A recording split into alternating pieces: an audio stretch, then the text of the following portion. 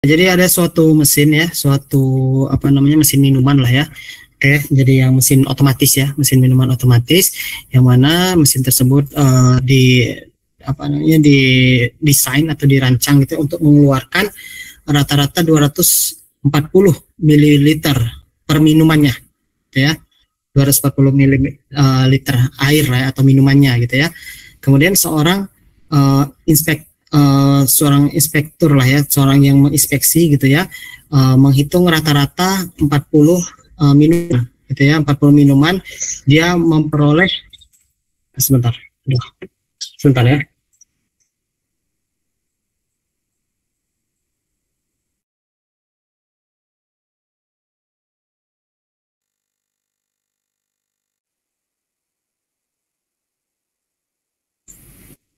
Ya, kemudian dia menghitung ya dari 40 minuman yang diambil.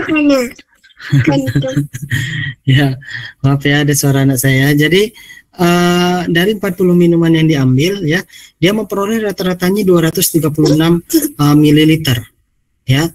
200 apa namanya 36 ml. Nah, kemudian dia mengasumsikan ya atau memutuskan bahwasanya berarti apa namanya rata-rata mililiter yang dikeluarkan itu adalah 240 untuk MIU-nya. MIU itu rata-rata seluruh populasi. Kan dia cuma ngambil sampel 40 ya.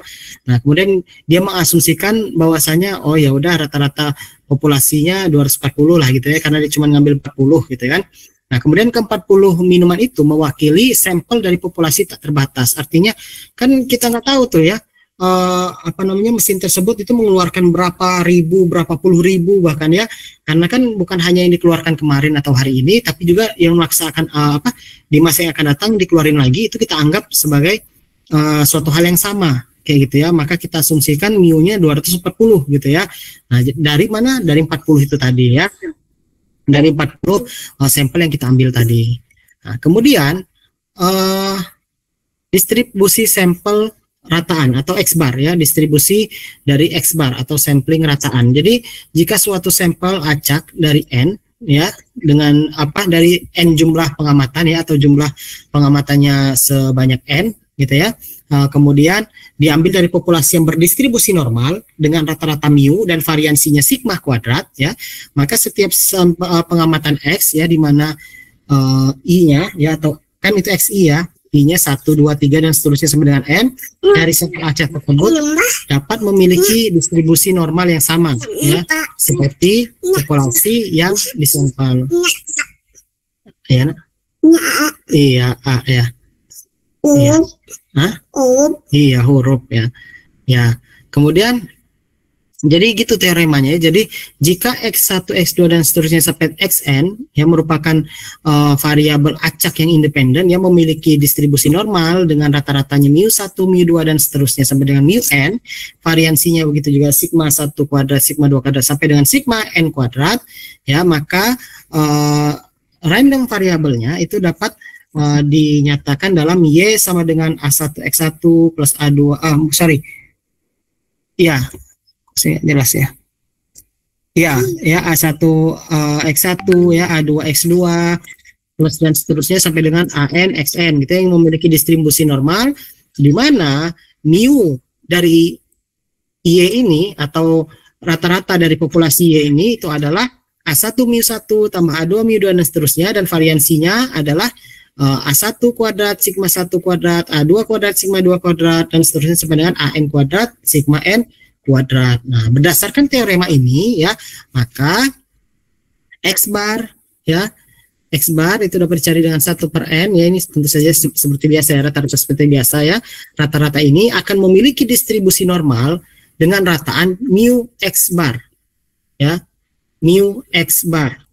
Jadi mu X barnya itu sama dengan 1 per N ya, jumlah data, kemudian μ1, μ1, μ2 dan seterusnya itu sama ya, dianggap sama. Jadi mu tambah mu sampai dengan N itu sampai dengan N ditambah dengan mu ya, maka sama dengan mu gitu kan ya. Nah, berarti mu X bar itu sama dengan mu itu sendiri gitu ya. Dan variansinya ya setelah dicari itu sama dengan variansi per N atau jumlah data ya. Nah, sebentar ya. Nah, Iya, apa kerja dulu? Hah? Luka, iya. Ya, bekerja dulu ya. Ayo kaman. Hah? Ayo kaman. Iya. Jangan ganggu. Jangan ganggu. Iya. Nah, duduk sini aja ya. Nah, oke ya, saya lanjutkan ya. Kemudian ada yang namanya central limit theorem atau teorema limit pusat.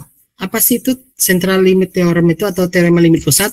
Jadi sampel acak diambil sebanyak n kali ya. Jadi kalian ngambil sampel itu tadi ya sebanyak n kali gitu. Kemudian dari populasi dengan rata mu dan variansinya sigma kuadrat.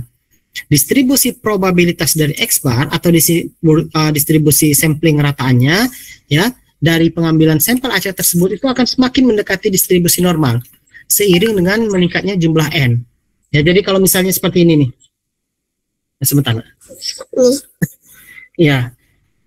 Saya ilustrasikan ya. Saya ilustrasikan misalnya seperti ini. Misalnya populasi itu kotak ini, ya, populasi itu kotak ini. Nah, ini populasi ini kotak ya. Apa populasinya kotak ya. Nah, kalau kalian mengambil sampel satu di sini gitu ya. Nah, ini kan masih jauh ya dari dia mewakili populasi. Ngambillah, katakanlah ngambil 4 sampel ya di ujung-ujungnya. Nah, ini kan belum juga ya karena masih terlalu besar gitu ya.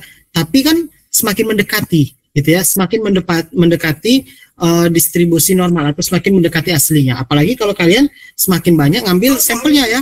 Misalnya kalian ngambil sampelnya semuanya jadi bentuknya seperti ini. Wah, gitu ya. Rapat gitu ngambil sampelnya ya. Nah, maka semakin banyak kan sampelnya ini ya, maka dia semakin mendekati distribusi normal. Atau dia semakin mendekati kenyataannya gitu ya. Seiring dengan meningkatnya jumlah n ya atau jumlah sampelnya. Sebentar ya.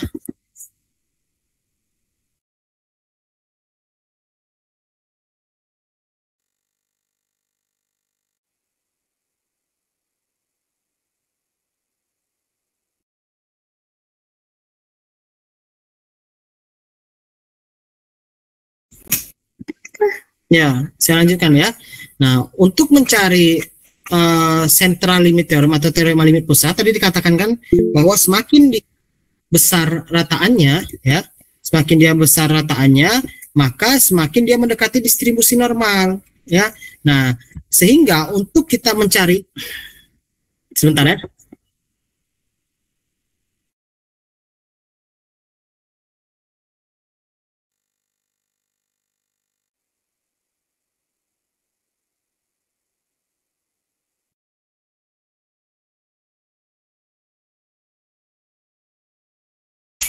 Ya, maaf ya. Dan ada si kecil ya. Nah, saya lanjutkan ya. Jadi karena dia mendekati distribusi normal itu kan dia menggunakan distribusi Z namanya ya, distribusi Z. Ada Z tabelnya nanti ya, ada Z tabel ya namanya ya.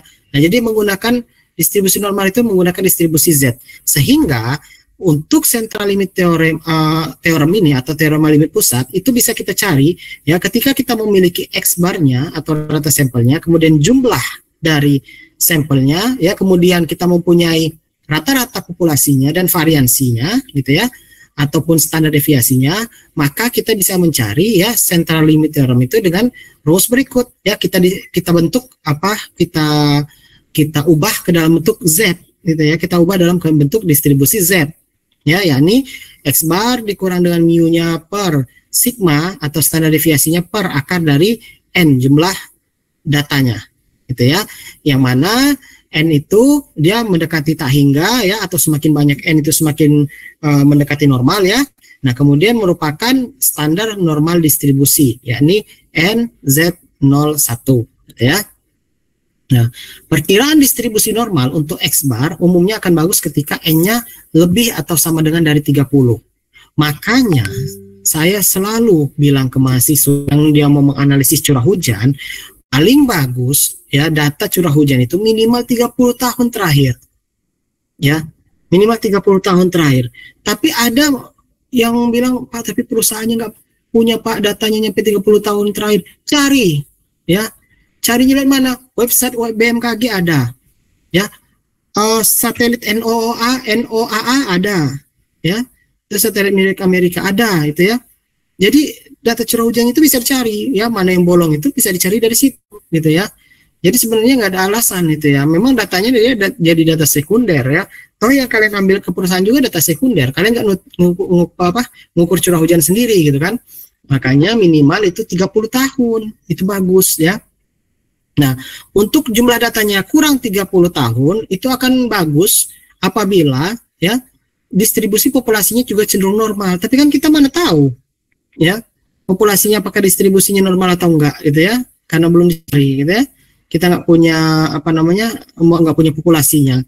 Kemudian ukuran sampel N sama dengan 30 itu merupakan acuan yang digunakan untuk teorema limit pusat atau central limit theorem itu. Nah ini ya, kalau kalian lihat ya, kalau kalian lihat yang di tengah ini ya, yang ini set ini ya. Nah ini kan kurva normal ya, kurva normal, dimana ya kalau dia normal banget gitu ya, kalau dia normal banget itu puncaknya ini, peaknya itu sama dengan mu ya, mu dari atau rata-rata dari populasi. Kalau dia normal banget ya, kalau dia normal banget, makanya semakin besar n-nya maka dia semakin mendekati normal, semakin bergeser kurvanya ya. Kemudian n-nya sama dengan 1, kalau n-nya sama dengan 1 seperti ini dia kurvanya, nggak normal ya, ya tuh itu. Kemudian kurvanya kalau dia dari kecil ya menuju ke menuju ke moderate ya n-nya. Nah, maka seperti ini ya kurvanya. Dan dia terus bergerak apabila semakin banyak n-nya, maka semakin dia mendekati distribusinya normal. Gitu ya. Nah, ini ilustrasinya. Nah, kemudian Nah, kemudian masuk ke contoh ya. Enak ya. Nah, sebuah perusahaan listrik ya, perusahaan elektrik lah ya, dia membuat sebuah lampu ya, bola lampu lah gitulah ya, yang mana dia memiliki waktu hidupnya atau panjang hidupnya itu diperkirakan mendekati distribusinya normal ya. Jadi dia kan kalian tahu nih ya, ada tuh yang lampu menjamin 1000 jam. Nah, itu ya maksudnya itu ya. Jadi panjang waktu hidupnya gitu ya. Panjang dia sampai nggak rusak gitu ya. Jadi diaproksimasikan ya atau diperkirakan dia berdistribusi normal dengan rata-rata untuk populasinya ya itu sama dengan 800 ya, dan standar deviasinya adalah 40 jam. Ya, temukan probabilitas atau probabilitas gitu ya dari random sample 16 bola lampu yang memiliki rata-rata kurang dari 775 jam. Ya, nah dari sini kan kita tahu berarti n-nya itu adalah 16 ya. Nah, kemudian rata-rata sampelnya itu adalah 775 gitu ya. Nah, kemudian kita juga mempunyai mu-nya 800 dan sigmanya ya, sigmanya itu kita mempunyai 40 gitu ya. Nah, sigmanya mempunyai 40, maka kita tinggal mencari nih.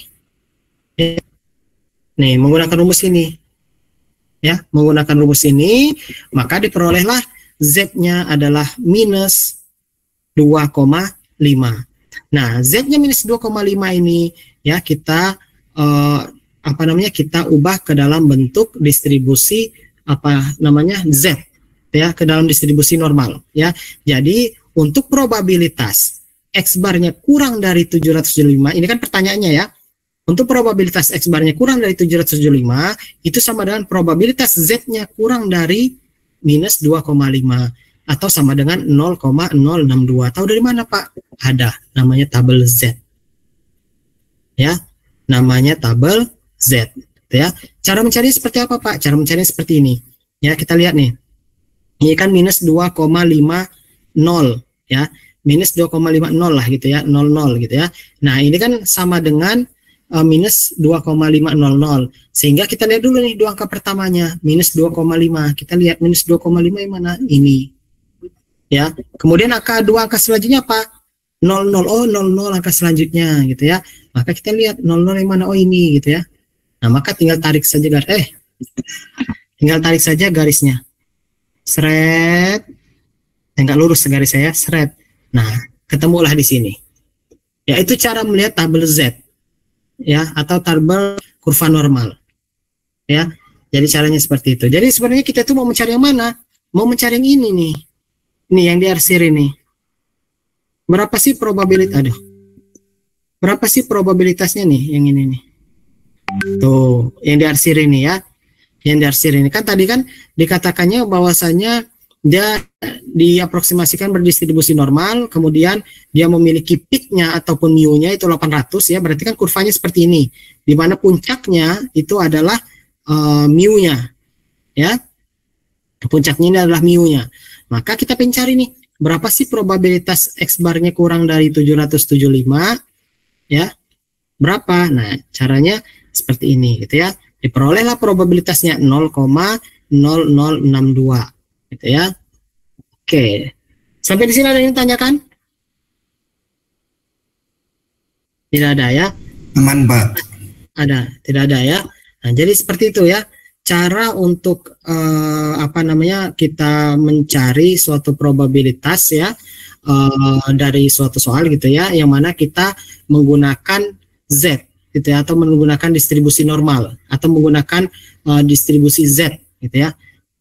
Pak, distribusi ada apa lagi? Ada banyak. Nanti ada C kuadrat atau Chi kuadrat, ada yang nyebutnya Chi kuadrat, ada yang nyebutnya C kuadrat gitu ya. Ada distribusi T. Nanti kita akan belajar ya, tenang aja ya. Waktu kita masih lama sampai minggu ke-15 ya. Jadi tenang saja ya. Siapkan space otak kalian itu untuk beberapa minggu ke depan gitu ya. Karena kita akan belajar distribusi-distribusi seperti ini. Nah, ini distribusi Z. Distribusi Z ini adalah distribusi normal. Ini yang paling umum digunakan ketika datanya dianggap normal. Ya, namun kebanyakan kalau di lapangan datanya itu nggak normal, gitu ya. Kalau kata Peter Pan itu di atas normal, gitu ya. Tapi kalau kata warung makan itu abnormal, kayak gitu ya. Jadi ada yang di atas normal, ada yang di bawah normal, gitu. Pokoknya nggak normal biasanya ya. Nah, tapi ini adalah idealnya. Ya, ideal data yang bagus itu dia berdistribusi normal, maka menggunakan tabel Z, gitu ya. Jadi sebenarnya ini penuh asumsi, gitu ya. Aproksimasi ini kan pengasumsian, diaproksimasikan ya. Ya, jadi karena sebenarnya kita tidak tahu gitu ya, sebenarnya distribusinya apa, karena tidak benar-benar dicari, gitu. Tapi kurang lebih seperti ini. Oke ya. Baik. Nah, ini tabel Z. Ya, jadi kalau ujian, ya tabel Z ini akan saya kasihin, tenang aja ya. Jadi jangan ragu, janganlah bimbang gitu ya. Mau ngapalin tabel Z gimana Pak gitu ya? Enggak ya, enggak. Jadi tenang aja. Saya kasih nanti ya tabel Z-nya, saya printkan gitu ya, printkan Mikey gitu ya. Nah, jadi cara mencari tabel Z itu seperti itu ya. Misal lagi Pak, Z-nya misalnya 0,74 Pak. Kayak mana ini Pak? 0,74 Pak gitu ya. 0,74. Gimana cara nyari tabel Z-nya? Gampang. Tinggal lihat nih. Ya.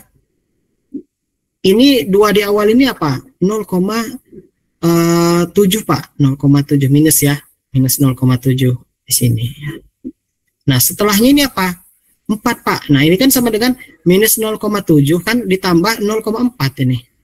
0,04 ya, 0, saya hapus dulu ya, nanti kalian keliru lagi membacanya. Ini jadi harus dilihat dengan benar-benar. Nggak bisa hapus, sebentar ya. Udah terima kasih. Nah, udah ulang aja lah ya. Minus 0,74. Oke. Pertama minus 0,7 ketemu di sini ya. Nah, 0,74 ini kan minus 0,7 ditambah ya 0,04. Nah, berarti tinggal cari nih ya, 0,4-nya ini yang mana ya? Ini kan 0,01, 0,02, 0,03, 0,04. Nah, ini Pak, ketemu Pak. Terus gimana Pak? Tinggal tarik garis lurus ke sini ya. Nah, kemudian tarik yang ini ke sini. Nah, dapat tuh. Berarti ya, untuk dia probabilitas Z-nya kurang dari minus 0,74. Kok jelek tulisannya? Sama dengan 0,229 6. Ya. Jadi seperti itu cara membaca tabelnya, ya. Sama, nanti ada tabel C kuadrat, tabel T gitu ya. Nanti bacanya kayak gitu juga. Baik. Oke. Kalau tidak ada pertanyaan, kita akan melanjutkan, ya. Melanjutkan ke pertemuan minggu ke-10, ya. Oke.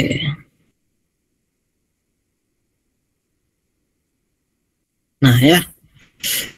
Pertemuan minggu 10.